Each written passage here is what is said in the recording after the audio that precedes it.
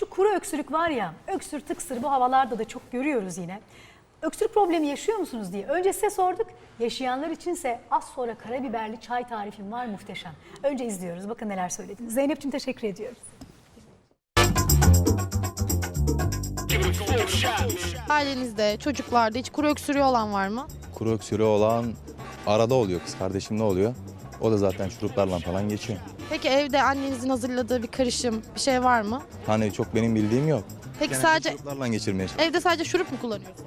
Şurup, ondan sonra çeşitli baharatlar. Alerji çünkü. Biz de ailece hepimiz de alerji hastasıyız. Kalorifere su koyuyoruz üzerine. Öyle. Başka yapacak bir şey yok. Kışın daha çok kuru öksürük oluyor. Odayı nemlendirmeye çalışıyorum. Onun dışında da bir şey yapmıyorum pek. Olmuyor. Sizin oluyor mu peki? Oluyor. Havalandırıyorum. Tozun olmamasına dikkat ediyorum. Alerjik bir durum olmasın diye. Bunlara dikkat ediyorum. Hayır. Olsaydı evde ne gibi önlemler alırdınız peki? Önce havayı nemlendirirdim. Devamlı camları açar, havalandırırdım. Çocuğun öksürmemesi için alerjik olan şeyleri ortadan kaldırırdım. Şimdi geçmişte anneannelerimizin ne yaptıkları şeyler, zencefile bal karıştırıyorsun, keten topu bilmem ne, onlardan daha doğal yollardan. Hemen doktora götürüp de pat diye bu niye öksürüyor diye ilaç almayı düşünmüyorum. Almadım da yani şimdiye kadar. Öksürük denince önce öksürük şurupları geliyor akla. Ama hocamız da söyledi, öksürüğü kesmekten önce. Sebebini bulmam gerekiyor. Peki öksürüğünüz var. Öksürüğe ne iyi geliyor? Biz böyle pratik evde yapabileceğimiz çayları derledik sizin için. Karabiberle harikalar yaratabilirsiniz. Çok da kolay ve pratik bir çay tarifi size. Şimdi gıcık haline gelen öksürüğü geçirmek için bu doğal bir karışım. O yüzden lütfen bunları değerlendirin ki biliyorum pek çok anne bunları yapıyor. Bildiğimiz karabiber. Karabiber dolaşımı arttırıyor biliyorsunuz. Balgam akışını hareketlendiriyor. Bal katıldığındaysa öksürüğü bir hayli yatıştırıyor.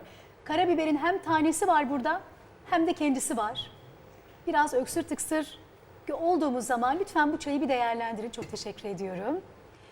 Karabiber çayında bir çay kaşığı taze çekilmiş karabiber, 2 yemek kaşığı bal. Şimdi ben bunu şurada yapayım size. Burada daha net göreceğiz. Sonrasında da süzeriz. Tane karabiber de koyuyorum ben içine. Onları nasıl olsa ayıklarız. Karabiber,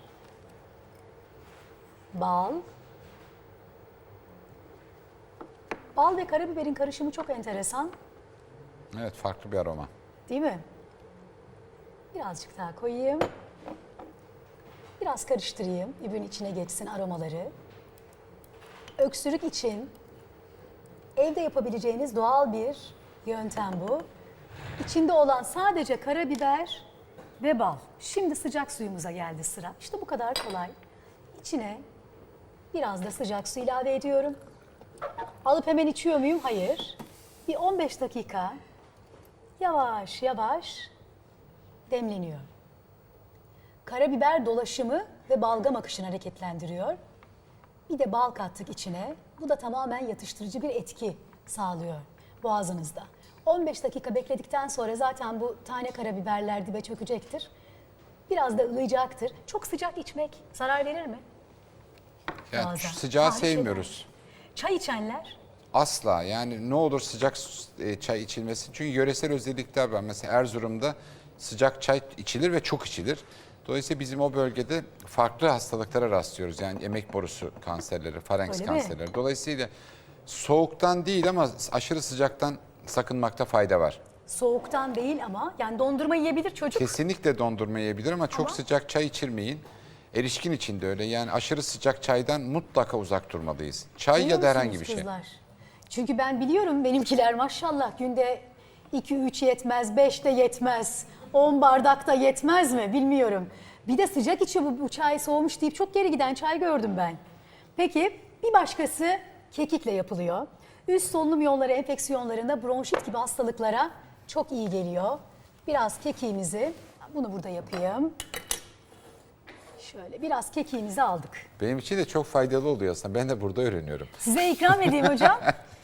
Siz şimdi ilaç kısmındasınız. Siz doktor Biz olduğunuz işin için. zehir kısmındayız, evet. Estağfurullah. Ama ilaç da zehir bu arada. Tabii. Onu da biliyor izleyicilerimiz. Peki üst solunum yolu enfeksiyonları için yapıyoruz bunu. Bronşit gibi hastalıklar için çok iyi geldiği söyleniyor. Öksürük yapan hastalıklar olduğu için öksürüğü geçirmek adına çok enteresan bir şey bu. Yine bal. Bu sefer karabiberle karıştırmıştık. Şimdi kekikle karıştırıyorum. Bal içinde eriyecek. Kekik ve bal. Bu sefer karıştırmaya gerek duymuyorum. Yine sıcak su. Bu arada bardağın üstünü kapatmadım ama mümkünse böyle şeylerde aromasının gitmemesi için lütfen üstünü kapatın. Bir bardak sözünü ettiğim bu arada. Bir bardak için hazırladım ve hemen üstünü kapattım. Kekik yaprağı ispatlanmış bir öksürük ilacıdır deniyor. Yani sizin kullandığınız ilaçlar da bu kekik yapraklarından oluşuyor Aslında çok diye duydum. mantıklı çünkü en iyi öksürük ilacı sıvıdır, sudur yani. Biz en çok kimle mücadele etmekte zorlanırız? Kimin öksürüğüyle? Yaşlı insanların öksürüğüyle çok zorlanırız. Çocuklarda çok zorlanır. Çünkü su içme alışkanlıkları yoktur. Aklımıza Bunların bile hepsi gelmiyor. ekspektoran dediğimiz şey, yani balgamı sulandırıyor. Bu sadece kulak için değil aslında. Çünkü mesela bizim serözotit, zanklı kulak dediğimiz bir hastalık var. Çocuklarda işitme kaybına yol açan şey. Onda da temel mekanizma orta kulaktaki koyu ifrazatın akıcı hale getirilmesini sağlamak. Onu nasıl yapıyorsunuz? Yani biz onda da yine öksürük profesyonel. sökücü ilaçlar ve bunlar da sonuçta aynı mekanizmaya hizmet ediyor. Silyaları muhtemelen bunun içindeki, akciğerin içindeki silyaları aktive ediyor ve balgamın çıkmasını sağlıyor. Balgam niye oluşuyor? Hani balgamı kötü bir şey gibi görüyoruz ama vücut da kendine bir önlem alıyor. Bu yüzden balgam oluşuyor belli ki. Tabii çünkü savunma burundan başlıyor.